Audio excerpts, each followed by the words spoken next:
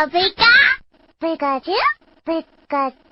大家好，我是卡皮，今天继续更新神奇宝贝剧场版系列，这次是 BW 的开篇剧场版，名为比克提尼和白英雄雷西拉姆。在讲影片之前，要先介绍一下影片的大致背景，否则大家很有可能看不懂。故事发生在一个叫梦莫多的小镇上，传说很久以前，大地之谜借助龙脉的力量，在小镇不远处建立一个富饶的国家。当时国王的2个儿子手里都有一只神兽跟随，由于理念的不同，兄弟2人最终反目，发动了战争。雷西拉姆和杰克罗姆最终化为石头，陷入了长眠。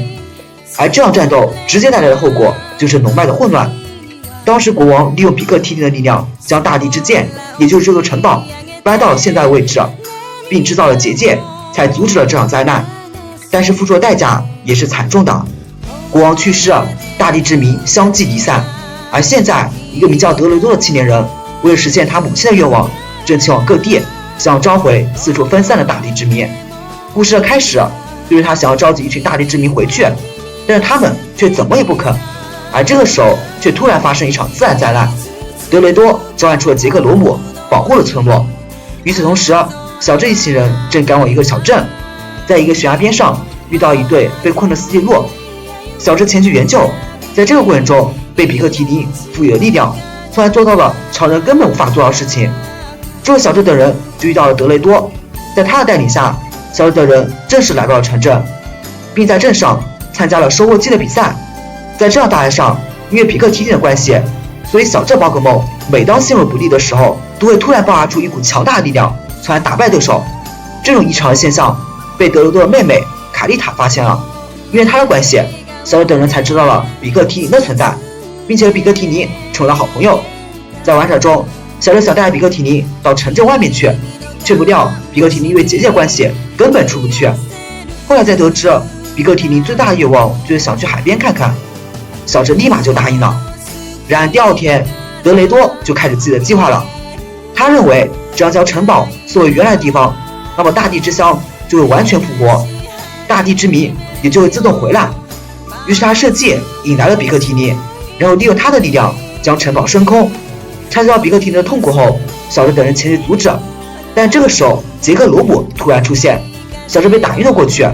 而这时因为心灵感应的关系，小镇从比克提尼那得知了千万不能移动城堡，否则龙脉将会再次混乱的真相。由于德雷多有神兽帮助，所以小镇的人正面应对是没有丝毫胜算的。因此现在当务之急就是要找到另一只神兽雷西拉姆。按照剧场版的套路，自然小智被雷西拉姆选中了。于是为了阻止德雷多，小智骑着雷西拉姆赶了过来，2只神兽开始一场混战。小智则趁此又来拯救比克提尼，但是以皮卡丘的力量根本无法让比克提尼脱身。而另一边，雷西拉姆和杰克罗姆在打斗过程中发现地面上龙脉的混乱，于是便赶忙回到了城堡。杰克罗姆直接帮小智救出了比克提尼。此时的德雷多才意识到了自己所做的一切都是错误的，而现在当务之急就是要再次阻止暴走的龙脉。城堡这边因为龙脉混乱的关系，随时都有可能崩塌。德雷多于是让众人赶紧逃离，然而比克提尼却因为结界的关系无法逃脱。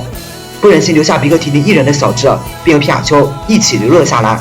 此时受到龙脉冲击的影响，整个城堡都冲上了高空。虽然小智想极力保护比克提尼，但是因为寒冷的关系，小智逐渐失去意识。为了不让皮卡丘死，比克提尼爆发出了全部的力量，终于将守护之柱给破坏掉了，但自己也奄奄一息。然而危机却远远没有结束，现在任务就是要将大地之剑重新镇压到龙脉之手处。这里的话，很多人都有些不理解，为什么不是将大地之剑重新镇压到原本的地方呢？可能是由于龙脉混乱，龙脉之手已经转移到了其他地方。总之最后在2只巨龙的推动下，格雷多成功将大地之剑插入到龙脉之手处，龙脉的混乱也随之平息。危机结束后，当小智这位比克提尼的消失感到万分难过时，比克提尼又再次活泼地出现在了小智的面前。整部剧场版也就到此结束了。总的来说，这部剧场版在剧情上还是有一点点混乱的。这个格雷多花了90多分钟的时间就将城堡搬了个家，真是不容易啊。不过也并不说格雷多没什么贡献，至少比克提尼完成了自己的心愿，来到了海边。好了，我是阿 P，咱们下期见。